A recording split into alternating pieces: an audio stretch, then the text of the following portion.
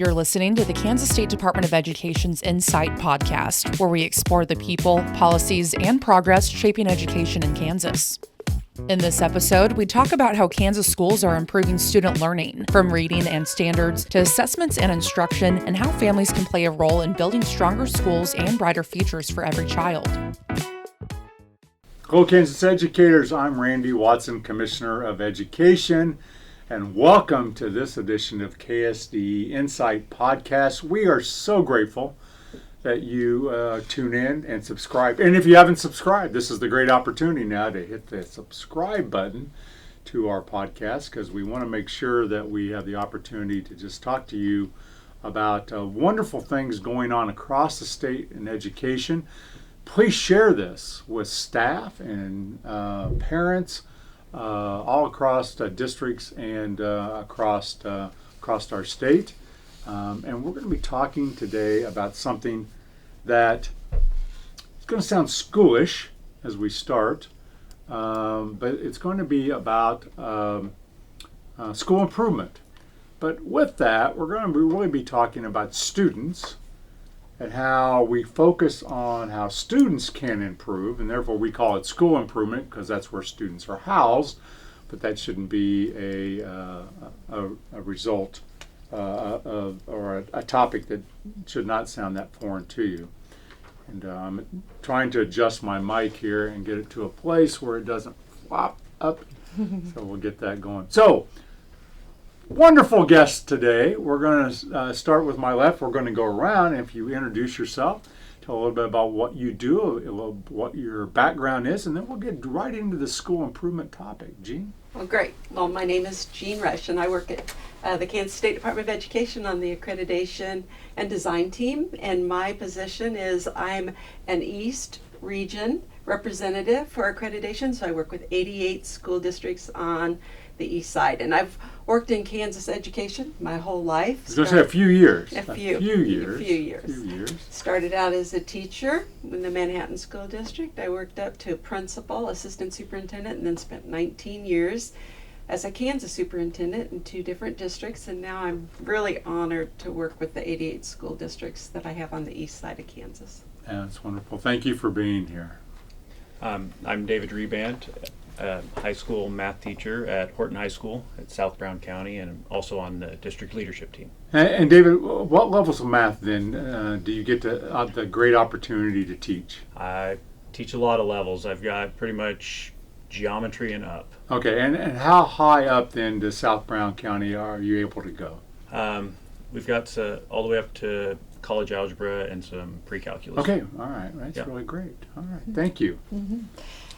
Dr. Rebecca Kramer, Superintendent at South Brown County, USD 430. This is my 3rd year there.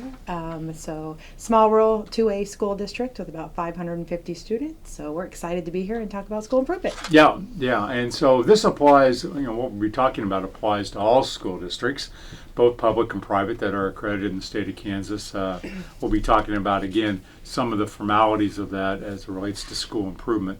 But let's just somewhat just talk about, and David, maybe we can start with anyone, but school improvement.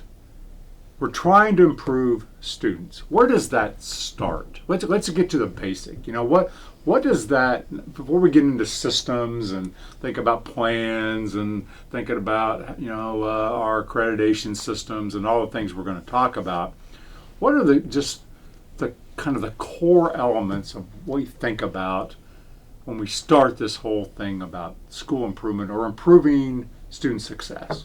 Who wants to jump in and tackle that? This will be the interactive part of the podcast. So we're ready. I think one of the things is just this mindset of improving staff, students. When we believe that we can do better, we have a saying at South Brown, there's no end point. So we continuously look to improve, and school improvement is about helping our students have better achievement rates and also having our teachers grow their capacity and be better educators. And so, Rebecca, let me just take you a little bit further. So, when we're in that school improvement, what are we trying to improve with students then? What are the things we're trying to improve then that would show in South Brown County that the entire school or the entire district's improving?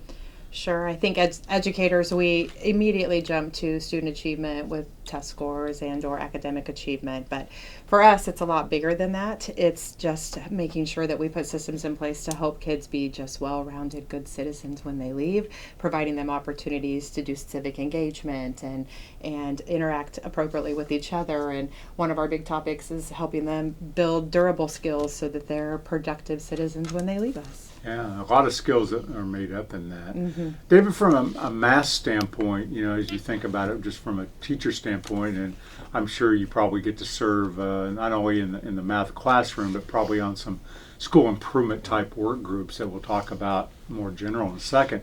But just in the math classroom, like what are you hoping to achieve? What would you like to see most students achieve at South Brown County in terms of their math accomplishments before they leave? Well, I'd like them to see or to achieve a lot of the objectives we have out there, and obviously when we are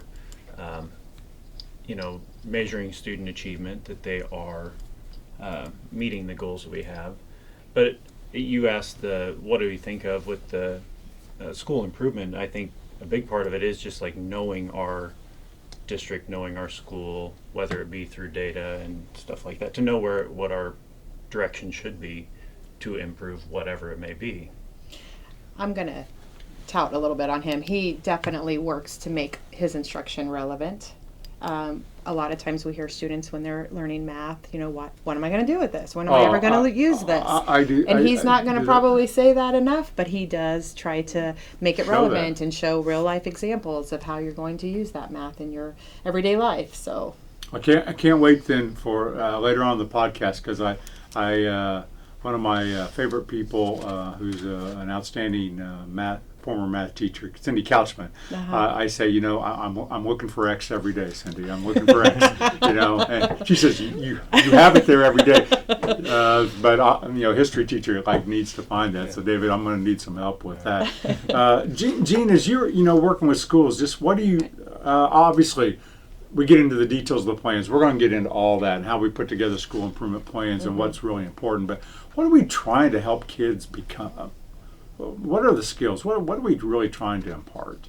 Well, I think the nicest thing about the current model we have is it's like we see as an ideal in education, it's individualized. So South Brown school plan, their action plan, is unique to them. And their population of students is very diverse and much different. So they're able to customize that. So you take into account your student population, your community, your staff, and because we have a model that's fundamental and foundational, no matter what diversity you have in any of those areas, it'll be unique to you.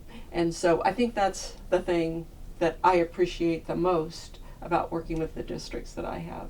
Okay, so it's this unique plan that has some core fundamentals to it, though, that are pretty simple. And I know as we were designing this, our thought was if we can keep something simple, school districts can get pretty complex then in implementing, within their environments how to do that. So let's jump into the plans. So school improvement is a part of our accreditation system. It's really what our accreditation system is built on. And within that are 4 fundamentals. And we can go over those, but structured literacy, standards alignment, balanced assessments, and quality instruction. All of those leading then hopefully to a successful student at whatever grade or age that student is, and then at their second grade we're trying to get them ready for third grade and beyond. Of course, high school is a little different. We're trying to prepare them kind of that transition out of high school. But can we just talk about the simplicity of the plan that leads to really complex behaviors, and how would we help staff and parents understand 4 fundamentals and what all those entail? I would say the thing about the model that we have right now is we're really focusing on adult behavior. So those 4 fundamentals, We want to ensure that every Kansas teacher is highly qualified.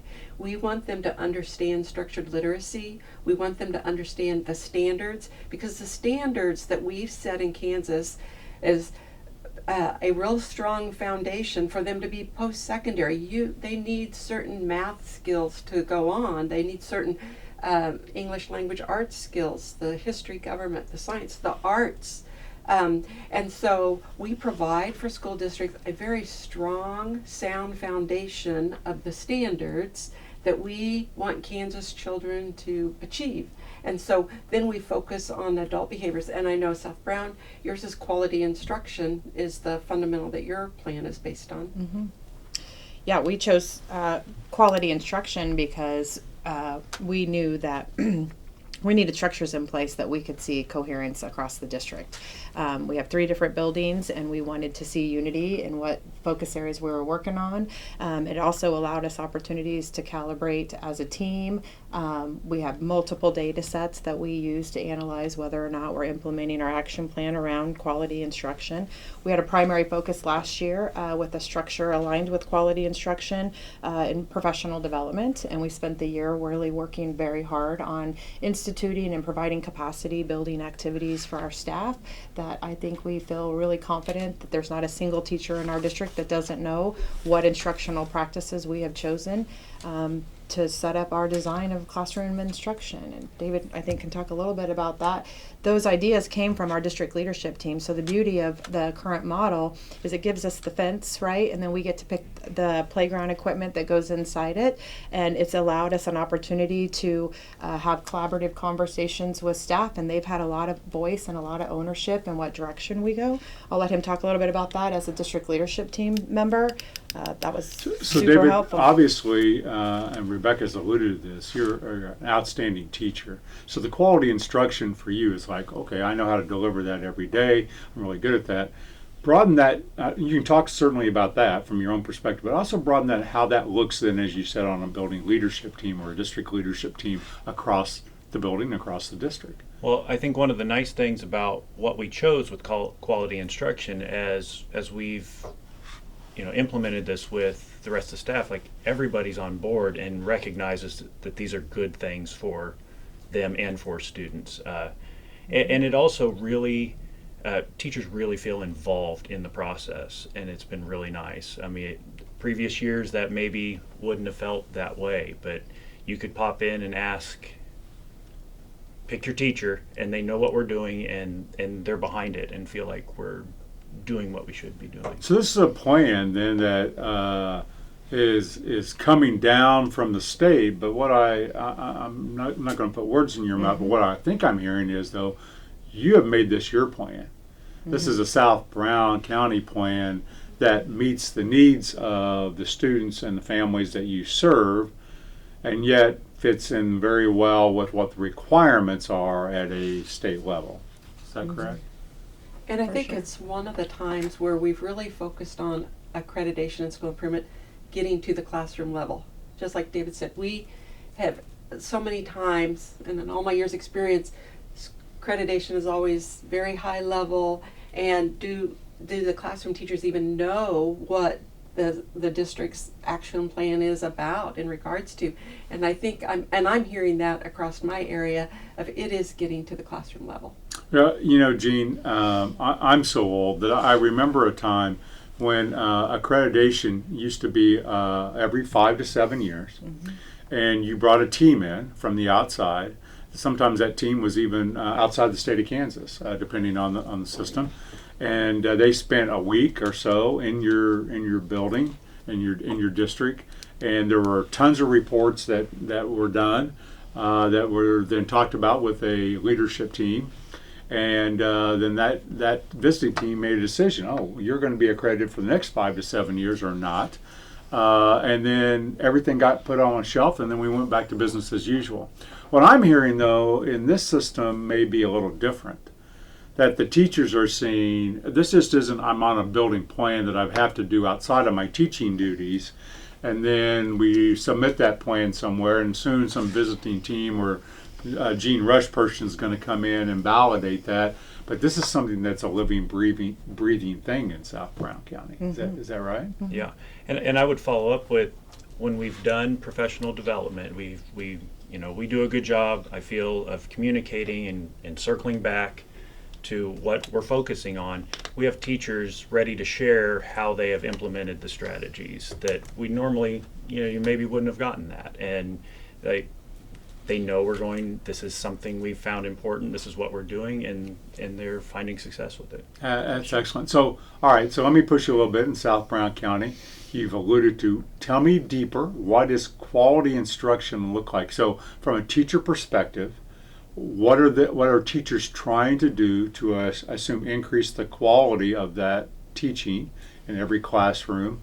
What would be different than in the past, and what are you working on currently within that? Well, when we started to align and build this new accreditation system, we knew literacy rates were not quite where we wanted them to be, and so we wanted to see how that worked how it was working throughout the district, and how do you make an action plan if you don't have data or you don't have evidence on what's currently happening. So we did a core tier 1 audit where we had a consultant and our curriculum director and our administrators go into each of the classrooms and just collect data in all of our ELA classrooms, kindergarten through 12th grade, and just look for trends. There was no individual teacher feedback or anything like that. We were looking for gaps and holes in instruction. And what came out of that were some things that we knew we needed to realign. So we started researching high leverage, high impact research, evidence-based strategies that we knew that we could easily implement. And the thing about this is the strategies we chose were not strategies that teachers weren't familiar with. They're things that they had been using but maybe not refined and or calibrated as a district staff. So then we picked 4 strategies that we knew were going to be impactful, and they were going to be attributed to increased student engagement and or structure within the classroom, so that we were being rigorous at the same time, right? So those strategies are opportunities to respond. Teacher clarity, like what are we teaching? Why are we teaching it? Very important, a very high impact strategy. Vocabulary, because we know at South Brown that our students need to have very specific vocabulary skills or related to their content areas. And the 4th one, now that I'm on camera, is opportunities to show on teacher clarity, explicit instruction. So we knew that we needed a very systematic way of teaching instruction, the I do, we do, you do, and giving students opportunities to engage in whatever content was being taught in the classroom. And so then, David, then within a classroom, how are we then measuring in South Brown or monitoring? Maybe those aren't even 2 words that you like. How are we just making sure that progress is being made on that plan? Because we believe if that plan is implemented well, that students are actually going to learn even more in the classroom. So how do you ensure that that's going on? How do teachers find that buy-in, and then how are you measuring that? Well, measuring it, they're doing walkthroughs. Administration's doing walkthroughs and seeing when they're seeing the different strategies being implemented. I think part of it too is the circling back when we have meetings and teachers are sharing. So it's always on their mind to be implementing these. And I will also say, when we first started presenting it to teachers, some of them were like, "Well, I do that. Oh, maybe that's why that activity is successful. Like that's one of my better ones." Like they were connecting the dots. And so trying to do those more, I think, is part of it. Yeah, I think I was having a conversation with educators yesterday, and they said very similar things. Oh, yeah, we do some of that. And then one said, but I'm not sure I do it every day in a very thoughtful, systematic manner. That's the aha moment, that maybe the more we can do that in that systematic way is that we see that plan out. Then, Jean, you're meeting with the schools, right? Yes. And so what are you looking for? Well, I was just going to build on that last conversation, because one of the systems I work with, Fort Leavenworth, USD 207, their plan is intentional, ongoing, and building on, which is very similar to what I heard in this conversation. And I think that's an important part of it. The other thing that I really see increasing in the profession is collaboration, professional collaboration, that teachers are communicating, they're increasing their vocabulary, they're having a deeper depth of knowledge of whether it's the instructional, high quality instructional strategies that you're using, or the standards, the Kansas standards that we expect. We're seeing a lot of growth in structured literacy because there's just a lot of focus in that area. And so I think those are some really positive things that are coming out. So when I go into the systems, it is having a conversation.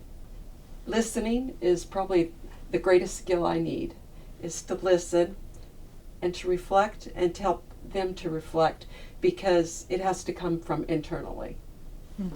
Excellent. And so how often then are you visiting your 88, did you say? 88. 88 school districts. Not as much as I would like to. Well, that's a lot of school districts. That's a But- lot of road time if anyone's ever driven Kansas. So, so I go personally into the district once a year, and then I also meet with them because we have what we call school improvement days. Oh, I'd like to learn more about that from everyone. School improvement days, where we'll bring a cohort of to similar districts, not necessarily geographically, but size, sometimes student populations, that sort of thing. So we bring them in for a school improvement day where they can collaborate, and I attend all of those. In fact, I've since the start of this school year, I've been to 8 already this year. And so those are my favorite. Well, they're both my favorite, but I love going into the district because I'm in their home. I can see what they're doing, and I appreciate really hearing the successes that they're having, but struggles, because it's not an easy process. Right.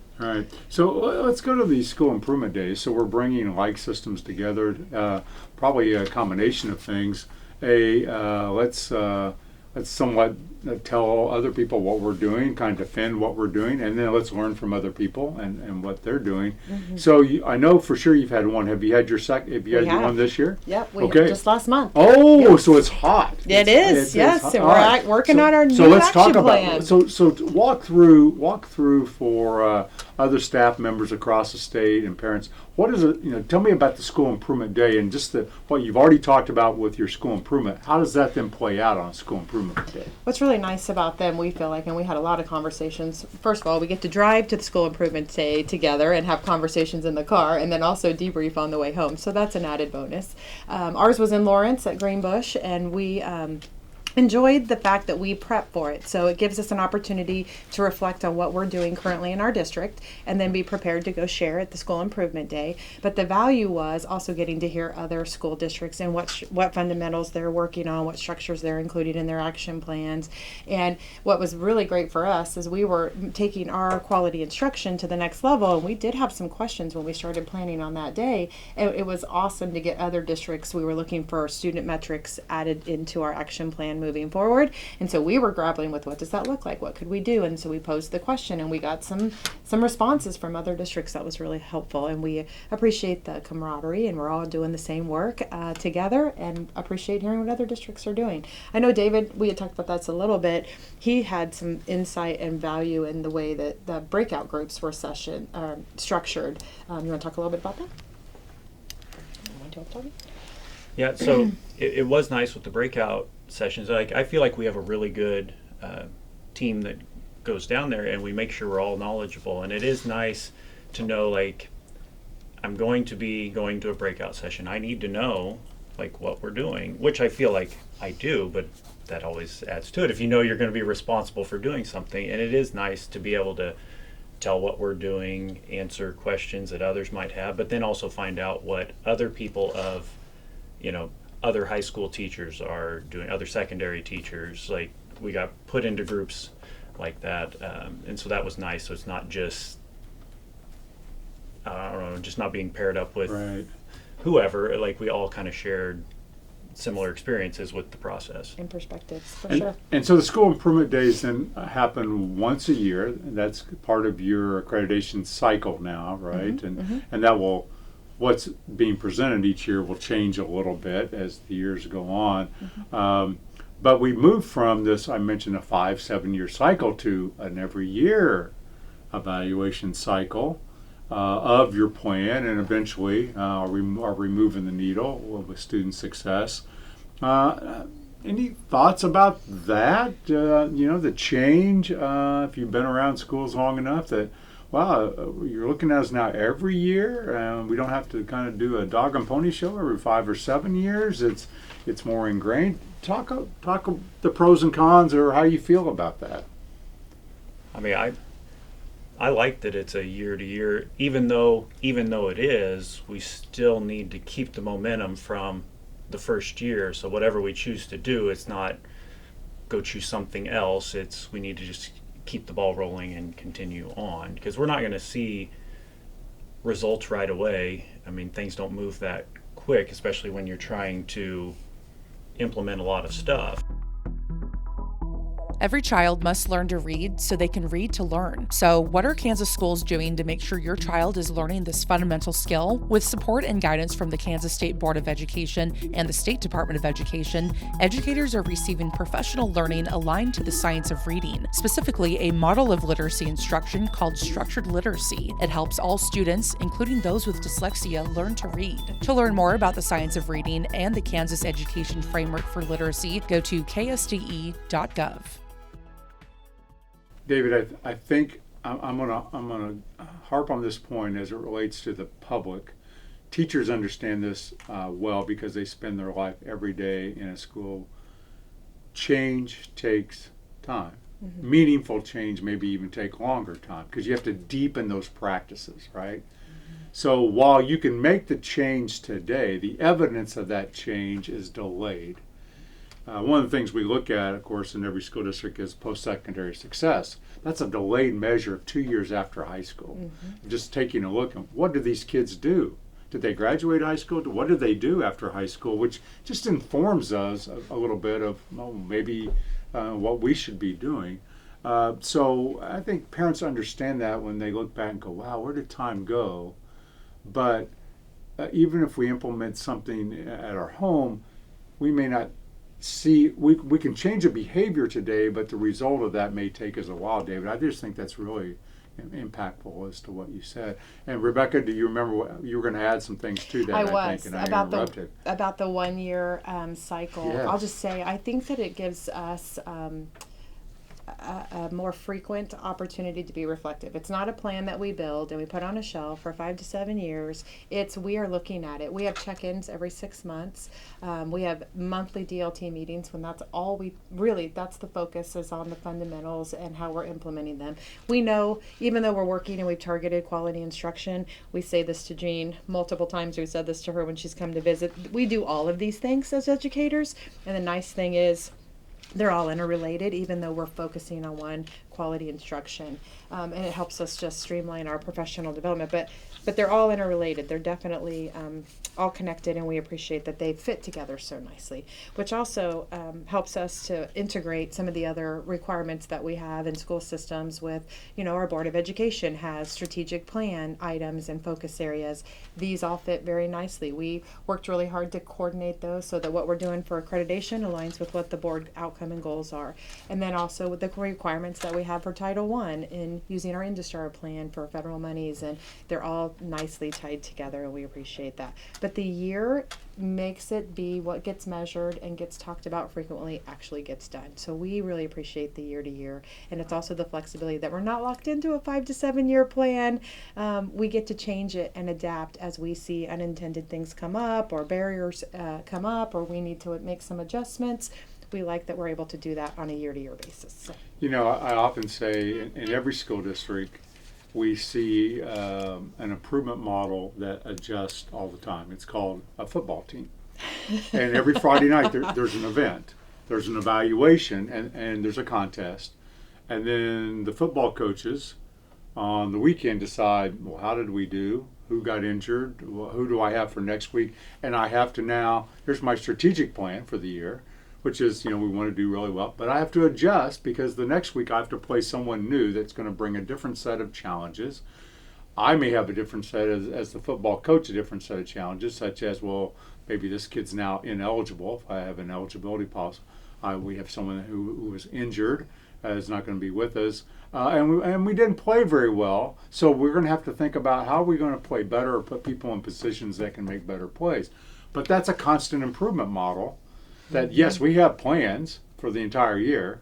We built, we plan for an entire year, but then each week I have to adjust because circumstances change, kids' needs are different. And certainly we have to think about those things. And here's a common one that I'm seeing in education right now. It's not as quick as football week to week, so it takes a little longer time. A little longer. But for example, structured literacies. So many of them are doing a lot of professional learning and in structured literacy, Right. really focusing on the science of reading. And as their teachers gain knowledge, we're coming to meetings and saying, we're seeing gaps in our core curriculum. So now they're doing high quality instructional material review. And then they're going, we have students that need additional support, so tiered intervention. So just like Rebecca was saying, these are all interrelated. So it takes a little time to get all of those pieces on the same football field. Absolutely. So I'm going to break this down to a student level, and we're just going to use math as an example. Perfect. All right. So we have parents out there. In fact, one of the questions is, when are we going to just get back to the fundamentals of math? And I would probably argue, well, we've never gotten away from the fundamentals of math, but maybe there's some thought about that. I'm sitting in a second grade classroom today. As we do this podcast, it's November. I'm sitting in a second grade classroom, and I'm learning mathematics at a second grade level. Very important. But what's the ultimate goal? Well, the ultimate goal is if I can do mathematics well, some level, it makes half of the great paying jobs in our state are STEM career fields that are heavy math science career fields. Let's use one, engineering. Engineering is a great field. We have a shortage of engineers in the state of Kansas. We're trying to get more engineers. Healthcare is another heavy STEM field that we need a lot of healthcare.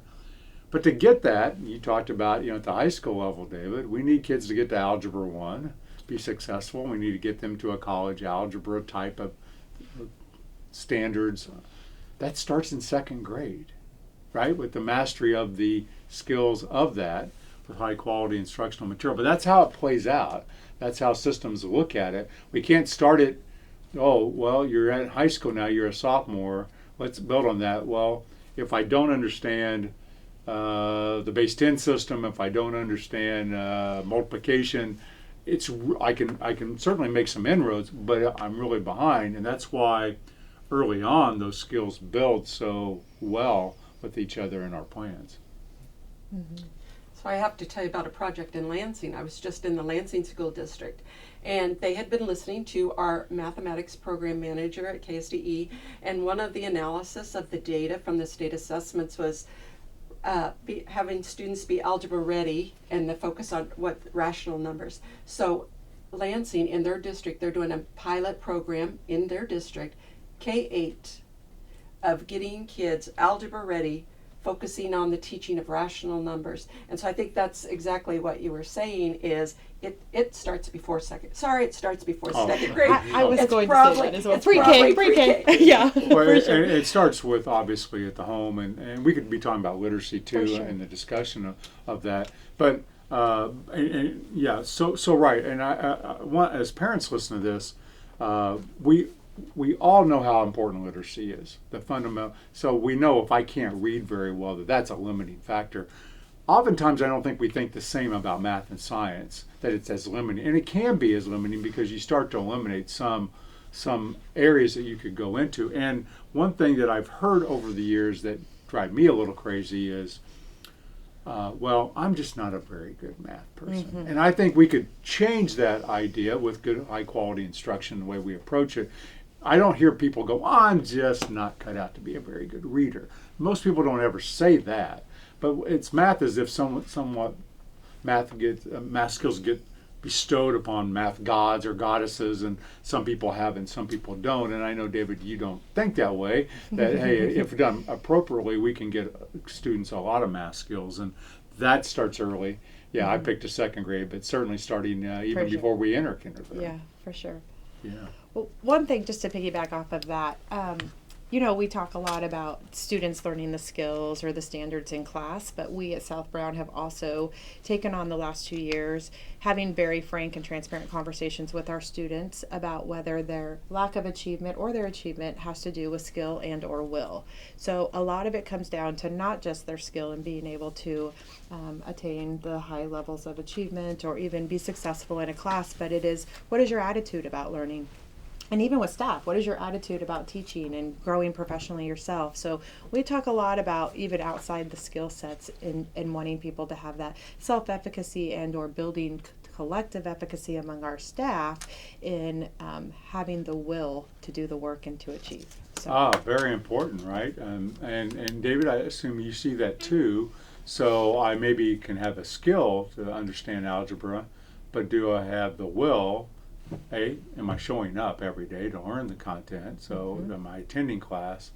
Am I turning in assignments so I'm practicing the skills so I get better? Can you just speak to that, both sides of that? Well, I will say, to continue on with what she said there too about, we were trying to figure out, is it the skill or will? And the crazy thing is we talk to kids. I mean, they are very honest people, and found out that a lot of time it is the will, like, did they want to do well? And I focused on trying to explain and get them to care. And you also said about, kids saying they're not a math person.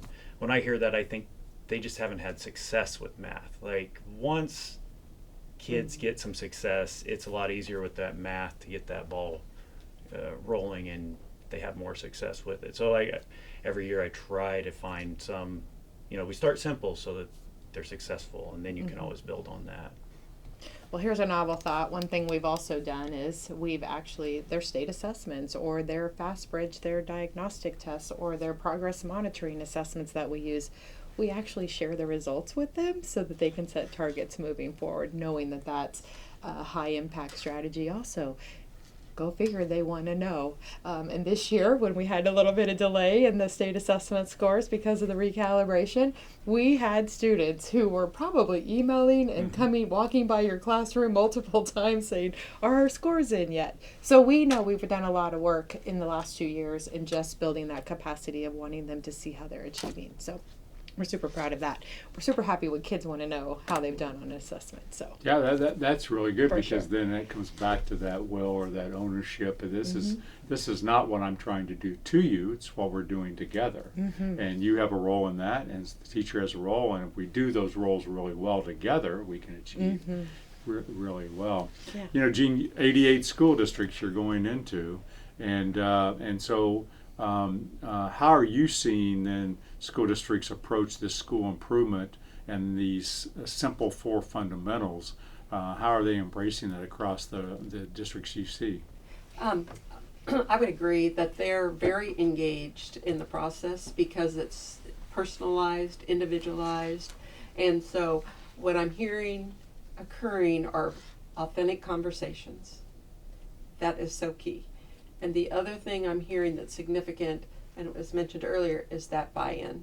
So that buy-in that starts with the adults within the system and extending to the families, that partnership. And I was so excited yesterday, I was at a school improvement day, and this young principal talked about how having a partnership with the parents, the families, is so important to the success of their plan. Yeah, I often talk about, and parents, we want to be engaged with you. This is your child, this is your family, and so it's not. It is a partnership, and I often tell the story. I don't think I was always the best student, and I don't think I was ever the worst. But if I was getting in trouble at school, my mom never took the side of me. It was always, she was going to err on the side of the school because she was in a concert that we had a goal here. And the goal was not to listen to my side of the story much, very often. But that's really important because we're going to challenge kids, and it will be uncomfortable at times. And the struggle is fine. When that struggle happens, it's really good. Rebecca, you mentioned something I want to talk about because I think now we're going to kind of play to staff a little bit. Okay.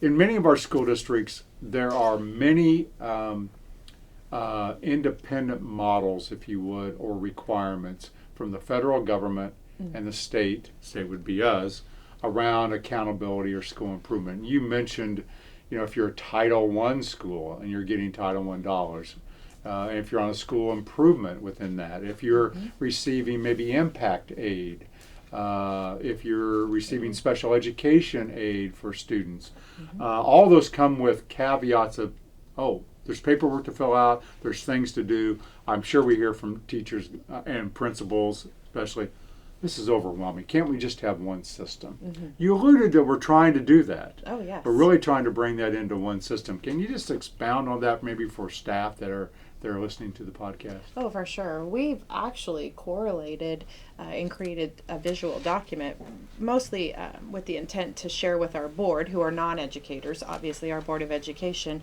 what do all these things mean? And when we put this together, we see a lot of overlap. So one of our initiatives through our board strategic plan or board goals is to improve literacy. Well, that's one of structured literacy and providing that opportunity for our teachers to build action plans around structured literacy fits together nicely. And I think the systems, the federal government, like InstaStar, that online system is all evidence-based practices. They align very, very much with the accreditation process. We're finding a lot more coherence in what we're doing than maybe in years past, and being very conscientious about having those conversations about how they relate to each other instead of moaning and groaning about, I got to do this. We have worked really hard to integrate them and say, well, we're already doing this, so this fits naturally with this requirement. And we're working very hard also to try, and the current administration has said, let's return authority back to the states, and let's let the states try to align what they're doing with us. And so we're trying to do a lot of that too, where we can, to simplify the reporting process, to simplify the different types of systems you mentioned, InstaStar, or you're in the KSDE plan process of how we can have one plan, because as both of you know, all three of you know, the more you can be very coherent in delivering that, the better opportunity there is for that student to respond in a very positive manner and a positive way. Well, So I go will say ahead. real quick, if you don't mind, I think the resources that are coming from the accreditation team at KSDE, the State Department, have been very helpful in navigating that. It gives us the resources and the language to build that coherence, so we're not having to spend a lot of time going to look for those, even though we do our own research and we certainly want to make sure that we're that we're well versed in it, but we appreciate not having to spend extra time. Those resources are available to us, so we use them all the time. So It's really good. So David, let's go back to our math example. All right. The age-old question then: how do we get kids to Algebra 1? What's the secret in the high? Let's target the high-quality instruction. What do you hope to see in South Brown County, in a kindergarten classroom, or a sixth grade classroom, or an algebra classroom? What does that need to look like, so that we're ensuring that more kids have accessibility then when we get to high school to what we'd call upper-level mathematics? Well, I think similar, like I said before, like finding ways for them to be successful with the math using these high quality or the quality instruction and the different methods, and as we do that as a district, top to bottom, like we're all on the same team working that way, I think we will see that they are more successful as we make it up to me at the high school level. Yeah. can I piggyback on that? Absolutely. So clearly our instructional practices that we've chosen at South Brown all tie to student engagement. So when you look at teacher clarity, it's the why. Teachers are being clear about what objectives or what their lesson topic is and why we're doing it for the day. That makes students be more engaged and more motivated to be working harder in the classroom, right, when you know what you're doing. And then explicit instruction, it's that progressive gradual release model that we want for all of our kids. The teacher starts with, this is what we're learning, gives opportunities for kids to collaborate and do the we do parts together, and then allow them opportunities for independent practice. Can you now show what you've done, what you've learned? High levels of student engagement when we use that practice. The opportunities to respond. We know that we need to have high levels of engagement, discussion strategies, and very explicit strategies in the classroom to up the number of kids talking. It shouldn't be a teacher and one student engaging. What happens to the rest of the kids? They tune out and they don't feel responsible. But when we build very explicit structures to engage higher numbers of students in the conversation or engage in their learning, we're going to have higher student engagement, higher achievement. Better retention of content, all those good things. So, And again, as you just said, through all of that, you're absolutely right, and it takes time because we have to get really good at that. And those are somewhat new learned behaviors for our adults, just as they are for our students. So again, we can make the change today, and then we have to get good at that change, and we have to get deeper in that change. So tell me, so in South Brown County right now, grade yourself. Where are you at in your process from where you want to be, and what's the next steps for you with high quality instruction based upon what you're seeing? I'm the wrong person to probably talk about this because my team knows that again, like I said earlier in the podcast, I have no endpoint. We can always improve.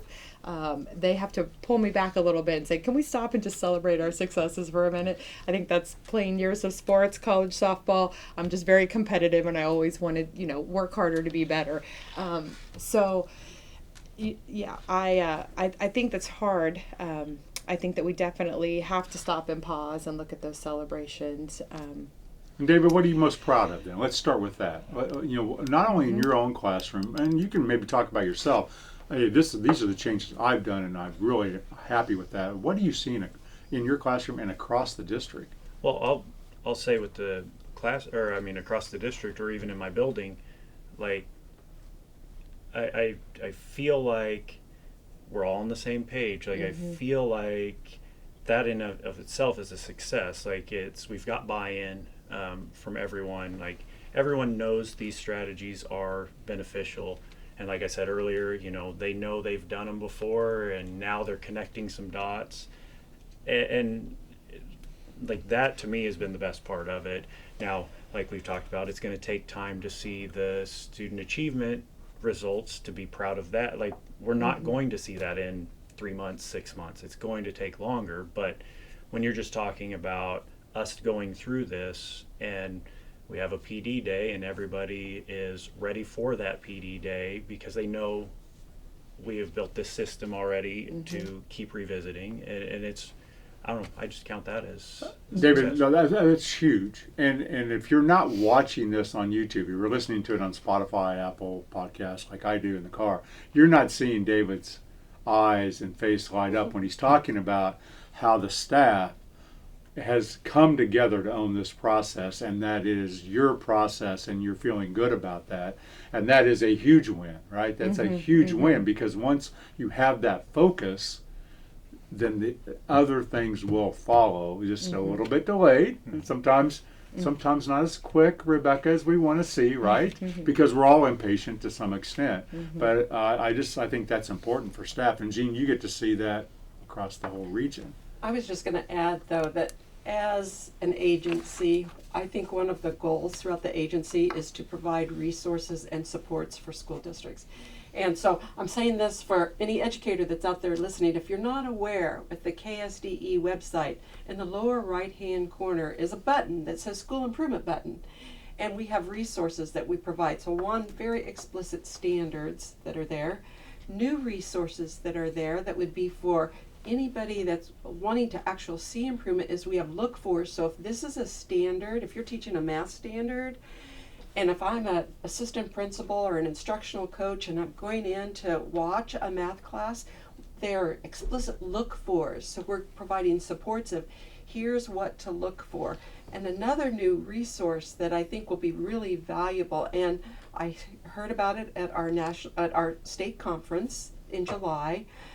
The assessment team had been working on it, and this is not on the KSDE website, but it's on the Kansas Assessment Project, the CAP page, and that is those performance level descriptors. So I think that adds clarity for teachers. So we say, this is a math standard that a Kansas student should know.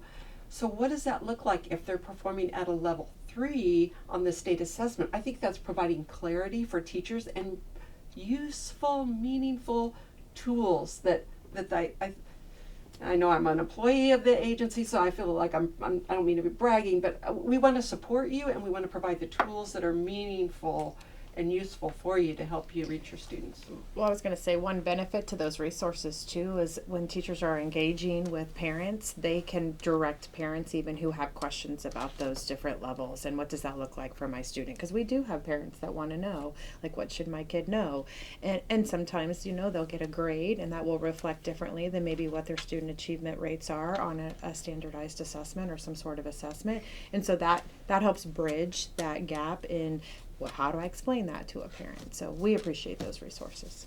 Yeah, and so, as the parents, you're listening saying, okay, then what should I ask when I go to parent-teacher conferences? What should I ask of my school? What should I ask my student when they come home? Well, there's many things.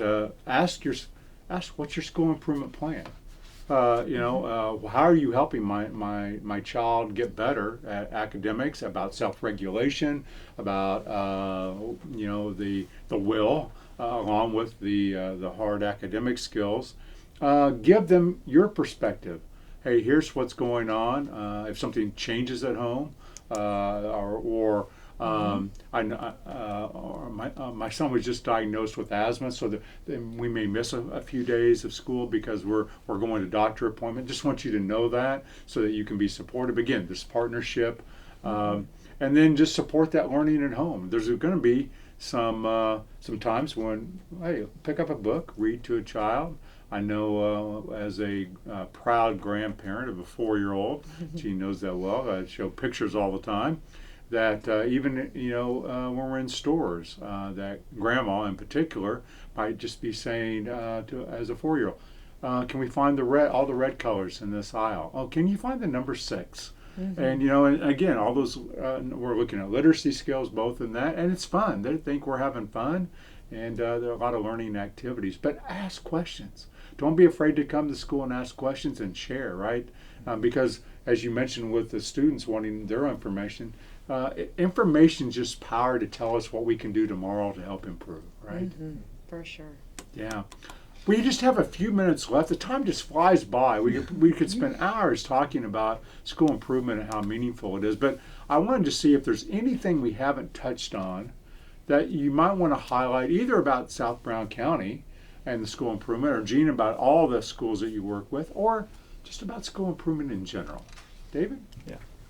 So I do want to say I am looking forward to giving this some more time to where we can see that success with the student achievement, and then be able to share that with families. Like, I think that's a big important part, is when we have successes and crediting it to all the work we've done. Like, I'm looking forward to that. We know it doesn't come quickly, but I am looking forward to that. Yeah, I am too. Everyone is, right?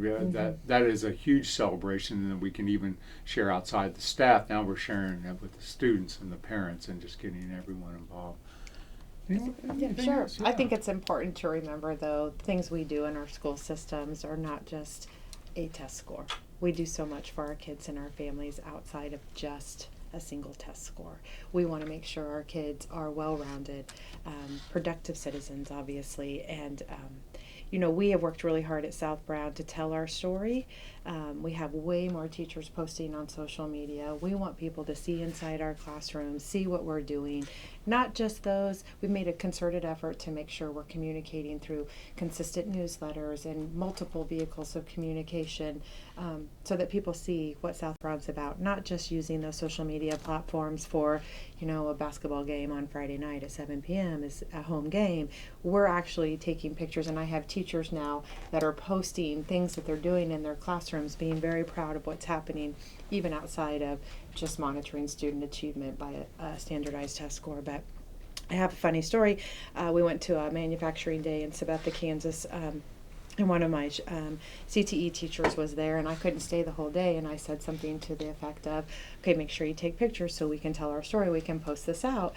And he looked at me, he's like, I know, tell our story. So I do know that what we're doing and what we're trying to do is, teachers also, just really quick, are not very good at promoting themselves. They are like to take control and be owners of in their classroom, but are not very much promoters out to the community. So we've really tried to shift that and empower them to show what all the good things happening in the South. Thanks for saying that, Rebecca, because David, you and other teachers didn't spend a lot of time in marketing classes. How are we going to market ourselves and sell ourselves? It was how are we going to help young people get better. And so, we do that every day, but we have to tell that story of how we're doing that. Mm-hmm. Well, I want to thank all of you, Jean, David, Rebecca. Thank you, and thanks for your efforts. I'm really proud of the model that we have put together of school improvement. I'm proud of the regional executives like Jean, practitioners that we've hired that really come in and work specifically on how we can help your district get better. I like the school improvement days. I just think we've learned so much over the years from, I'm old enough to remember minimum competency test as a teacher to something called Quality Performance Accreditation, or QPA, to No Child Left Behind, and then a period of time where we really had nothing.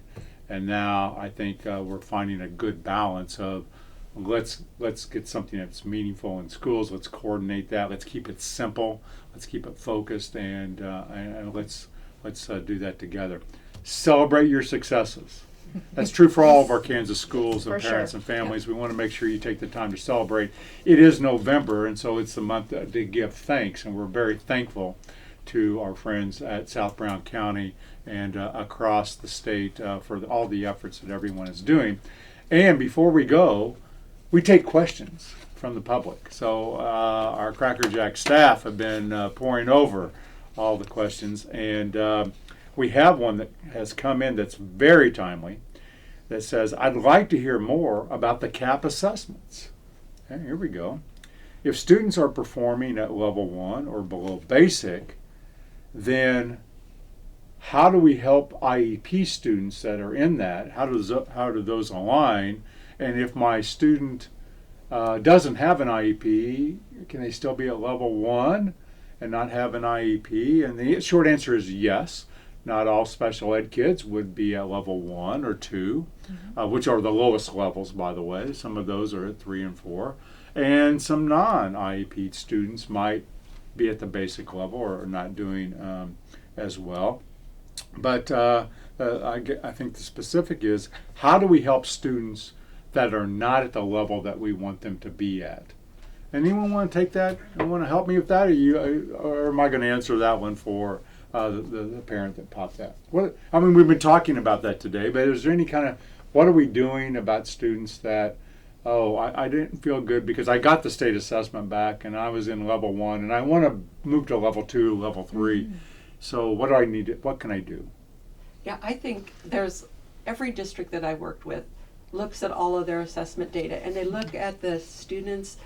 The nice thing is they have the exact data that they can see exactly which students scored in a level 1, and they can also then look at what are the expectations, the Kansas standards, but we also find them doing screener data and diagnostic data to pinpoint where interventions need, and then progress monitoring. And so those skills are different than standard sometimes, but if they're missing a skill, the schools are making sure that we taught the skill they need in order to understand and then apply knowledge to the standards. And so it's complex, so it's not easy. So just knowing what schools are going through to trying to help move all students on that continuum, I think is key. And I don't know what you're doing at South Brown. Well, one of the things that came to mind as we were having this conversation is just the value of inclusive practices.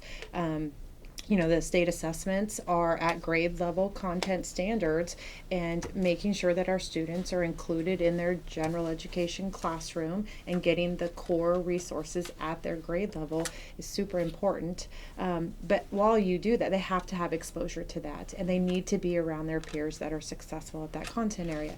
And then you do need to then fill gaps in intervention type situations, and that can look a lot of different ways. It can be small group interventions if you see maybe trends within a grade level where there's some deficiencies in a particular skill set.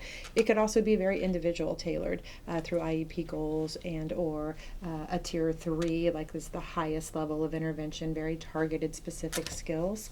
But it comes down to making sure that our kids are exposed to regularly rigorous core instruction at their grade level from pre-K on up. Yeah, that's very good. David?